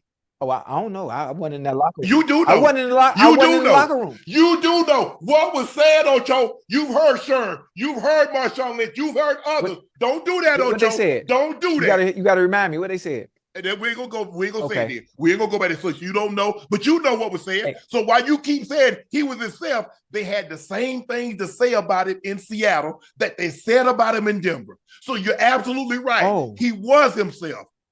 But how many people believe that was who he was? Well, obviously, you can listen. I like that. I like where you went right there. I like where you went there. So if you only show one side of yourself, right? I've only seen one side of him. Only seen one side of him. No, from what I heard, right. And for the players that I talked to, what he was when he got there and what he became was two different people. Now see, I wasn't around there for that. See, I wasn't around there for that. I was with Russell Wilson at Bible study. That's the Russell Wilson I know. I don't know what he was at Bible study. I don't know what it was school. Right. I don't know what it was. Right. I'm just saying what was relayed to me that people that played there, what people that played with him in Denver and people that was close. I don't need to get. Look, I know. Everybody, that's the beauty of life. That's the beauty of life. At some point, at time, as we grow, as we mature, we evolve.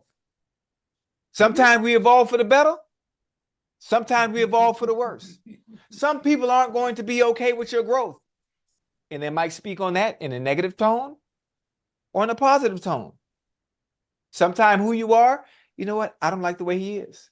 There's nothing you can do about that because your change, your growth, and your willingness to evolve might rub other people the wrong way. But it's about what you want to do. What you laughing at? Mike Zimmer is back in Dallas, Ocho, where he first began his NFL career. The former Vikings head coach reflected on his firing, but rather than sharing some lessons learned that from his mistakes, he seemed to blame his players. They asked me if I wanted to address the team. I said, hell no, they got me fired. Zimmer, who admitted he holds grudges, says he's not watched one Minnesota game since. Man, Zim out his damn mind. They'll say, they asked me if I wanted to address the team. I said, no, hell no, they got me fired. Hey, listen, you know there is a saying. There is a saying in the NFL, and coaches know this behind closed doors. Players can get you hired. Players can get you fired. Players will get you paid. For sure. Players will get you paid too now. Yeah. You know, so I understand where Zim is coming from, but normally you don't hear that coming from a coach. Normally he won't say it. If you know Zim, you do. Hey, boy, Zim, you know, Zim was the defensive coordinator in Cincinnati now. I know how he is. But that's funny. That's funny to hear, you know, coming from coach, being truthful, being authentically himself, and really not biting his tongue or changing, you know, what he wanted to say. Hell, them motherfucking got me fired. And standing on business about that. I love accountability, Ocho. You know I'm big on accountability. Yes, and it's easy a lot of times to blame the coaches, but at some point in time, players got to go play. Yeah, they got to. There's only so much coaching you could do. There's only so much coaching you could do. There are only so many X's and O's that you can do. At some point, you better be them damn Jims and Joes. You got to go out. Damn them X's and O's. It's them Jims and Joes. Them X's and O's. Hey, because you draw that up there. Yeah. Anytime you draw X's and O's on the blackboard, they don't move. Oh, yeah. Oh, yeah. Yeah, it's up to the players to go out there and execute it. Coach asks me all the time, hey, 84, why'd you do that? I say, because when you drew it up on the board, that X didn't move. I got on the field, he was moving all over the damn place. So I think I had to adjust. Yeah. Man, Zim out his mind. Hey, he said, hell no. Hell no. They got me fired. Zim funny, man. Man. The Eagles are entering a new era without Jason Kelce. Not only was Kelce the primary leader in the locker room, but also someone who had handled duties on the offense. In fact, he handled some things Jalen Hurts didn't have to. But that all changes this year. Hurts said the eagerness to learn was halted due to Kelce's expertise. So, a lot of times, we saw a couple of times Kelce and Hurts disagreeing. Kelce wanted the protection to go one way. Hurts thought it should go another way. Now, Kelce being who he was, being the leader, being in the locker room, being a very a senior guy. Yep. Hurts felt he needed to fall back, but no longer. We had a great player, Jason Kelce, who took a lot of responsibility as a result of that. I was told not to worry about a lot of things. And so my eagerness to learn over the years kind of was halted. But now times are different. Ocho, what are you expecting from Hurts? I like it. I like it. I like it. I like the fact that he wants to know.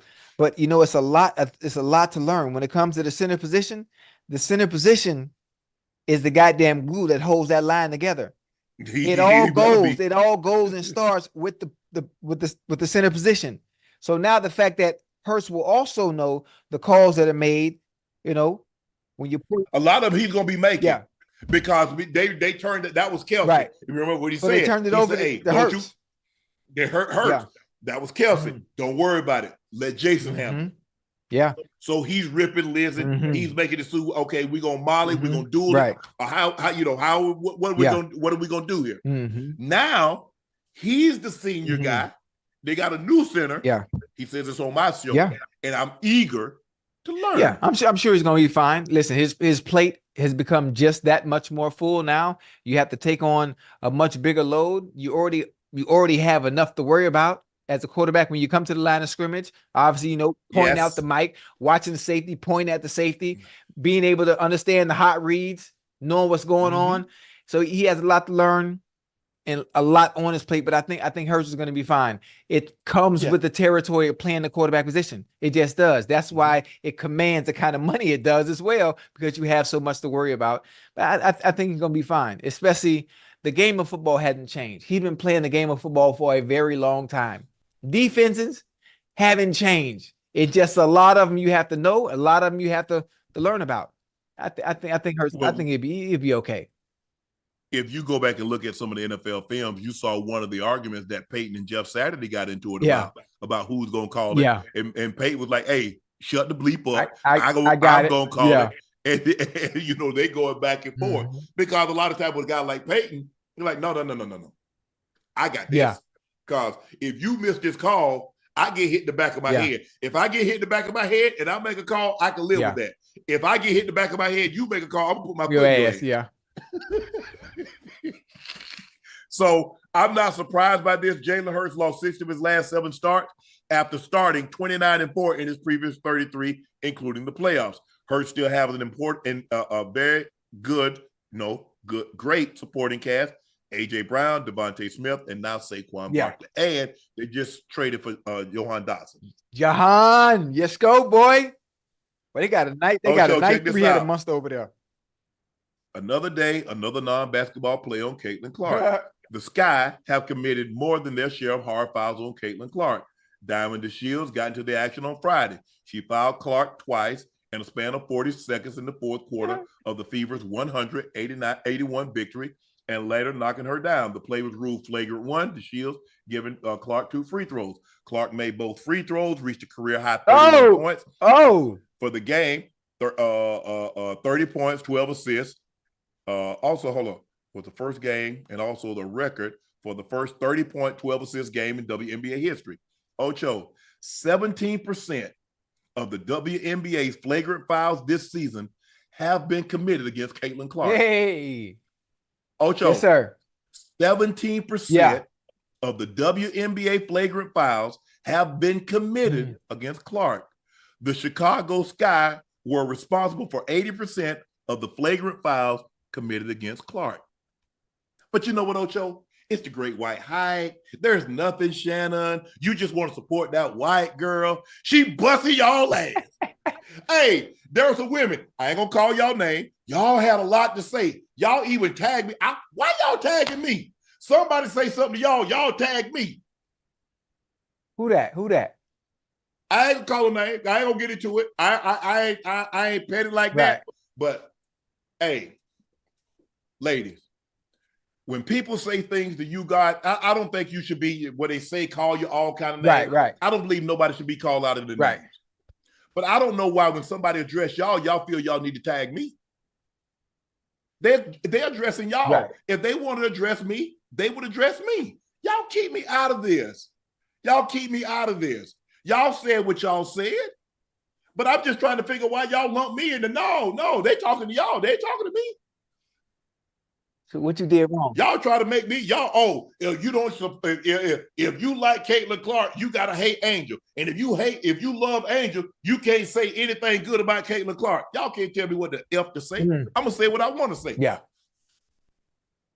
Now, back to my originally scheduled programming. Caitlin Clark doing the thing on the Ocho. Yeah, she had that cutting up now. She had that cutting up. Listen, you notice how as the season has gone on, how she gotten a little bit more comfortable. She got a little bit more better. These women that know. What about these women that follow that call? I thought they would know that.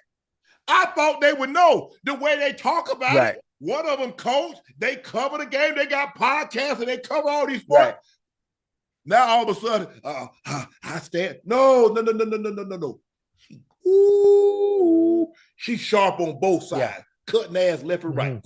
Yeah, she playing good ball now. She playing good basketball. Good. She playing. Is that what you say? Yeah, she playing. Yeah, I hate to see she playing great. She playing good basketball. You listen, make all hands hat off to Caitlin Clark. She playing some damn good basketball. She is. But she's a good player, Ocho. Yeah. And if you set aside the fact that, look, people giving her credit, and I get it, a situation, and hey, well, what about all these old heads that did? Bro, what about all the old heads that never got the love and admiration that Michael Jordan got when he came in the league? That happens. As time goes on, guess what? 20 years from now, somebody's going to get credit that LeBron James didn't get. It happens. Don't be resentful of it. Right. Embrace it. I get it. Yeah.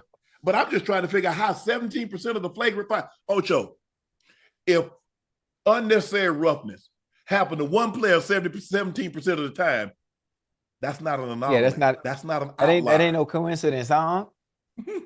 No. I don't know. Too many things that are coincidence is not a coincidence. Right. Ocho, if you get 5 speeding tickets in a year, they ain't picking on you. You just drive fast. That's what that is. That's what that is. That's what that is. All right, Ocho, it's time for our last segment, and it's called Q&A. East Coast. Oh, we got graphics. Oh, shit. I don't know why that shit was so damn funny. Oh, shit. East Coast Cam said Oregon is trash. They struggled against Idaho, and they'll struggle in the Big Ten. Trash. They trash, Ocho? Who that? Oregon? Yeah. I don't care nothing about Oregon. I know who I do care about. My goddamn Beavers, who I predicted. Listen, chat. I don't know if y'all know. I know we in Q&A right now. I don't know if y'all know. Man, shout out to my Oregon State Beavers. Shout out to Coach Trent Bray. Coach Trent Bray, congratulations on winning today. Did you know that Beavers' favorite food is potatoes? Did you know that? You know that? I thought it was wood. Nah, you thought it was. I thought it was wood. They played in Idaho. Idaho's known for potatoes. They ate the so they went to ate the goddamn potatoes. Shout out to my Florida A&M University and Coach Cozy on beating South Carolina State today. I'm so happy, man. I'm so happy. Yeah. You ever had the beaver? Who? You ever eaten the beaver? Nah, you don't eat beavers. Come on, man. You just be Yeah, you do. Come on. What you be talking about, you be trying to get me to do, you do eat beaver. You can't, but you can't eat no beavers. Yeah, you can. Yeah. Think about it. Now, when you drive to your car, I eat a mean beaver. No, I don't eat no beavers. I don't eat no beavers. Yeah, you eat beavers. You done ate plenty of beavers. Nah, not them kind of beavers. Yeah. Not them kind of beavers. Yeah, I'm retired. I'm retired from there. I'm retired from that, boy. Why you laughing? He started thinking about it. Yeah, I had to think about it for a minute. Yeah. I ate a few beaver. I ate some. Yeah, them days over, boy. No, all they do is clog up your damn pond. Yeah. It's the damn. That's what they do. Hey, said, yo, what was the conversation like between you and John Cena off camera? He used to be my favorite wrestler growing up, and Ocho want to know head comment session and undisputed. LOL. He was great. He came in. I think he had some water. He got water to drink. He didn't eat anything, did he? Did John eat anything? Just had water. He got some water, sat down, got made up. He had a hard out time. So that lets me know that, okay, when they tell me he got a hard out time, I got to make sure I'm tight. Try to ask the questions that I think the viewing and listening audience want to hear John Cena. And so, but he was great. He was really really engaged. Complimented, say, man, you really do a great job. I've watched your show. I can tell you and your team do a great job of doing your homework and knowing the guests. That means a lot for CJ and his team and myself, the kind of work that we go in and prep to make sure we try to make the guests feel as comfortable as we possibly can. We try to have hair and makeup if they need it. A lot of times they bring their own hair and makeup people. We try to have food there for them to eat, water, whatever they have. They give us a writer, which lets us know, okay, they write down, okay, what do you want? You want orange juice, you want apple juice, pineapple juice, grapefruit juice, you want sparkling, you want still, you want what type of products you want. Is there anything that, we try to have that there for him, Ocho. Mm-hmm. But he was great. Yeah. And all the guests, for me, I haven't had a bad guest. Some guests are more talkative than others. Normally they come in, they say, hey man, hey, thanks for having me on, or she'll say the same thing, thanks for having me on. They give me a hug, I let them do what they need to do. Hey, they were ready to go. But John was unbelievable. He was unbelievable guest. Rodney Diggins, what up, Rob? Do you remember when you ate Georgia Southern up? Yeah, I do. They beat us, but I beat them, Ocho. I did. That was the year they won. As a matter of fact, that was 89. They ended up winning the national championship that year. They started, Ocho, they weren't gonna let us come down there and beat them. But I hit them up, Ocho. Yeah, I hit them up.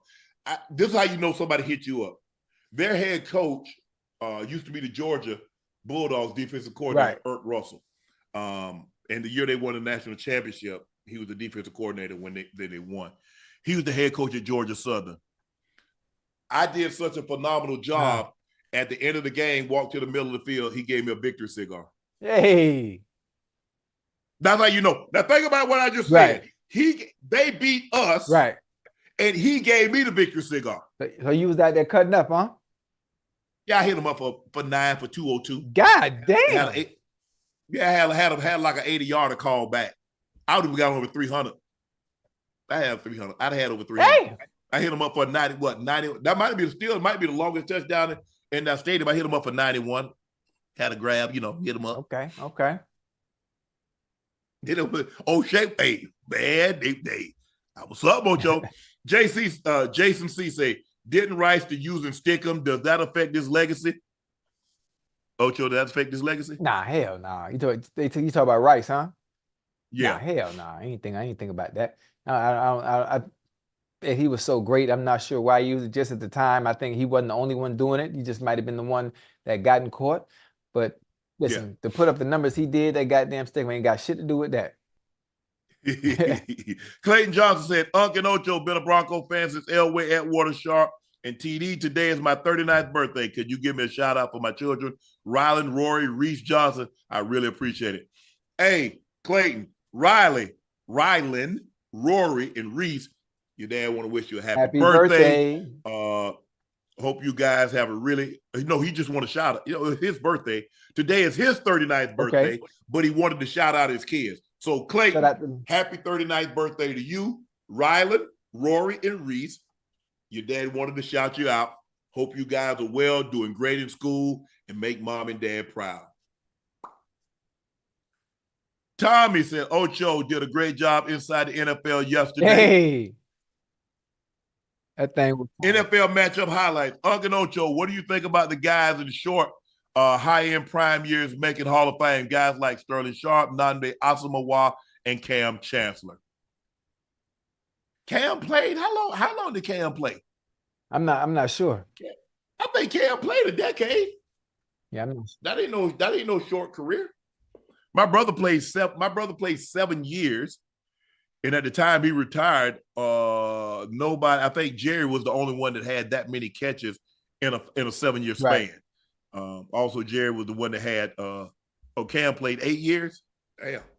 Yeah, Cam's style, physical, it was really not conducive for playing longevity. Term. I mean, that collision, yeah.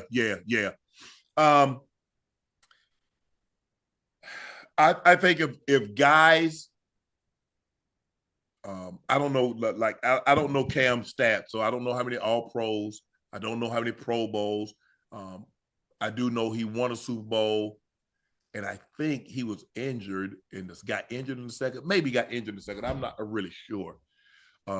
He went to 4. Actually, putting it up here now. He went to 4 Pro Bowls, no All Pros. I think 3 Pro Bowls gets you on the ballot. I think, Ocho, don't quote me on this, Ocho, but I think. I know Nnamdi had some years where he was unbelievable with the Raiders, but then he went to Philly, and then everything that he did to the Raiders, he damn near erased when he was in Philly because he got cooked. He got cooked. Aaron Knight 26 said,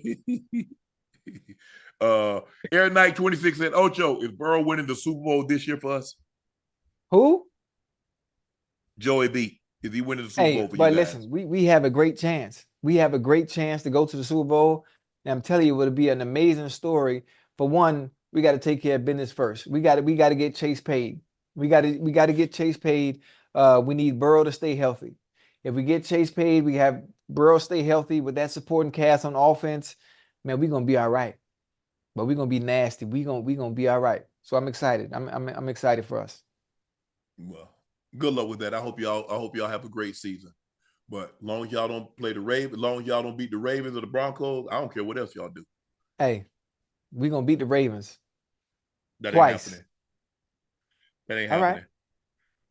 You'll see. That ain't happening. Has Joey B ever beat Lamar? Maybe once. Yeah, I think we 1-3 against them since Joey got there. Okay, then. So what makes you think it's gonna change? It's 2024. It's 2024, and when 2024, we beat you before. When it comes to guessing games, and tell you who's going to win based on matchups or score line, I'm the one to come to. I'm the one. People that gamble in Vegas come to me. If they want to lose their money, no. People in Vegas, they come to me about information because I know everything. I know the ins, the outs. Yeah. You with the In-N-Out? You like their burgers? Who that? Nah, I eat McDonald's. Oh, okay. Because I don't know. That's the only In-N-Out you know. All right. I'm going to show you. Guys, thank you for watching another episode of Nightcap. I am your favorite Unc, Shannon Sharpe. Please make sure you hit that subscribe button. Please make sure you hit that like button. Hey, guys, make sure you go subscribe to the Nightcap podcast feed wherever you get your podcast from. And remember, every podcast subscriber matters. He's your favorite number 85, the route runner extraordinaire, the Bingo Ring of Fame honoree, the Pro Bowler, the All-Pro, Samo Juco, all the way to Oregon State, and then he went to Cincinnati where he made a name for himself. Liberty City's finest, Chad Ochocinco Johnson. Please make sure you check out Shea by Laportier. We have it in stock, and if we don't have it in a state or a city near you, you can order it. We'll ship it right to your door. Please make sure you go follow my media company on all its platforms. That's Shay Media, and my clothing company, 84, with 84 being spelled out. And the link is pinned at the top of the chat. Everything is 20% off right now. So thank you for joining us for our first edition of College Football Saturday. We're back tomorrow and again on Monday, and we're back moving forward through the college season every Saturday. Thank you for joining a Nightcap. I'm Unc. He's Ocho. See you tomorrow. See you mañana.